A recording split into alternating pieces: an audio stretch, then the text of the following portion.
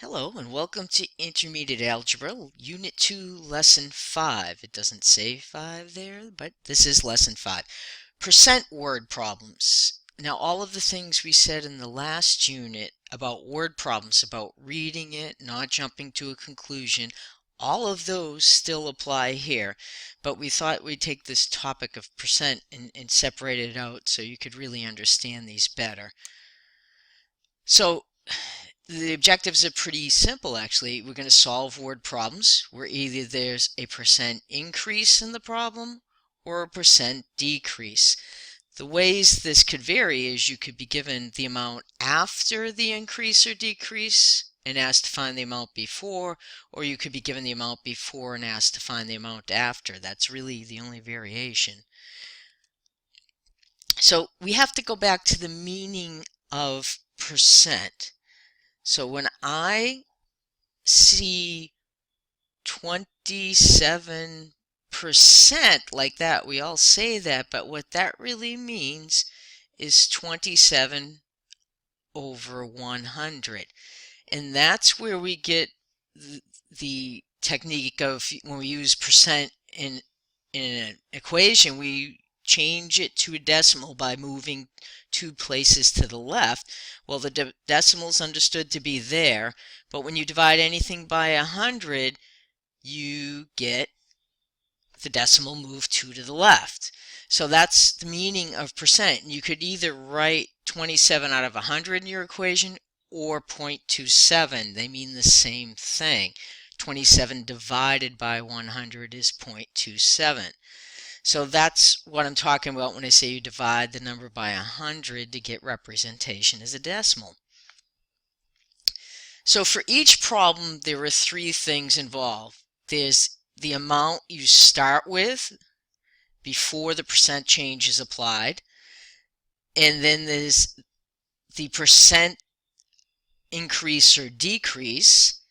And if it's percent increase, you're going to add it to the base. If it's a decrease, you're going to subtract it. And what you get after that percent change is applied. So you're given 2 out of the 3, and then you're asked to find the third. But the equation is the same. The setup is the same no matter what you're given. You just might have to solve for a different quantity. So I'm approaching these problems from this way, from this equation. What you start with plus the percent change times what you start with gives you the result. You may have also seen these done with ratios. I'll show you that in a minute. But if you didn't understand it with ratios, this is another way to look at it. And this can be turned into those ratio proportional setups also. So if you have a decrease, everything's the same. You get percent, base amount, percent times base amount, and resulting amount, but you subtract the change because you're going down. It's helpful in these problems to decide if you're given the base, should the answer be bigger or smaller? That helps you figure out if you did it right. Or if you're given the result and there was an increase to the base should have been smaller.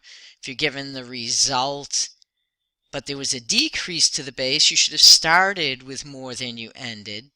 So you get some idea on the size of your answers. So this is the other way you may have seen it. The base amount over 1, or you may have seen, I'll use B for base, base over, the base is 100%, and that equals R for my result over 1 plus the percentage, and in this case you wouldn't change the percent to a decimal. I've written these out this way. Stick with always change the percent to a decimal, but if you remember this way, that's okay. Just make sure you're keeping straight whether you need 27% or 0.27. Here you would need this to be 27 at the number you add, or I'm sorry, this should be not 1, that should be 100 plus the percent. So that's the difference. This is just really scaled down by a factor of 100. But the base amount is 1 over it related to 1 equals the result related to 1 plus the percent as a decimal will also work, or you could go back to the equations in this slide. Okay? So, what is the result when the number 45 is increased by 5%?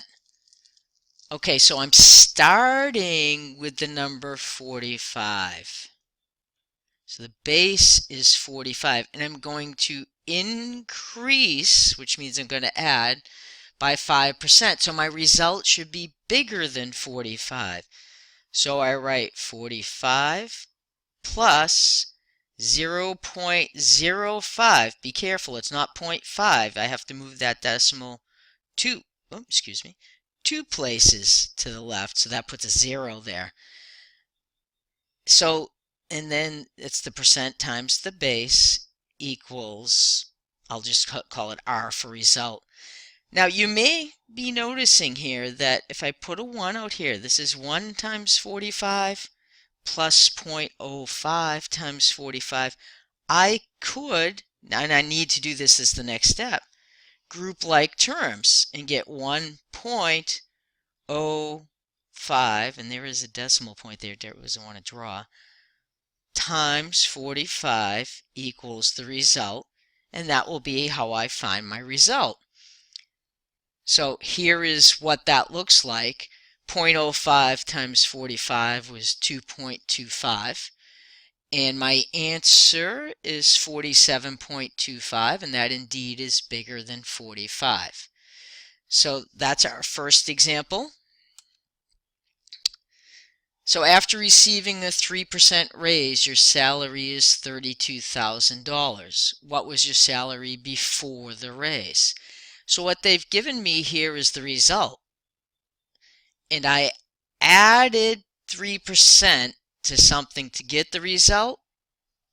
So my answer is going to be the base, and it's going to be smaller than my result. If you got a raise, you wouldn't want it to be less than what you started with.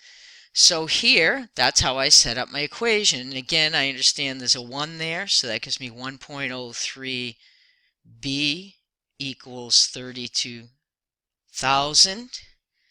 And then I get B is 32,000 divided by 1.03. And the next slide has this. And I started at 31,067 and 96 cents. And then I ended at 32,000. That makes sense. Okay, so this one's a little trickier because you can't just take 3% of 32,000 and subtract. That's what students always want to do. But the 3% was not 3% of 32,000. It was 3% of whatever you were making before it was 32,000. So you can't just take 3% of what the new one is. Let's go on to the next example. So I have a population of a city was 87,000 people in 2010, and then later in 2015 we found it had gone down by 2%, and I want to know the population in 2015. So this is the before amount, and they want the result. They give me the base, so I get 87,000 plus 0.02 times 87,000 equals my result. That's what I'm looking for. So again, this will become 1.02 times 87,000 equals R. I'm sorry, it's not plus, it's minus. So what do I get when I do 1 times 87,000 minus 0.02?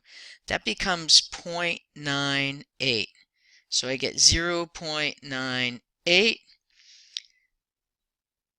and then I divide, and I get 85,000.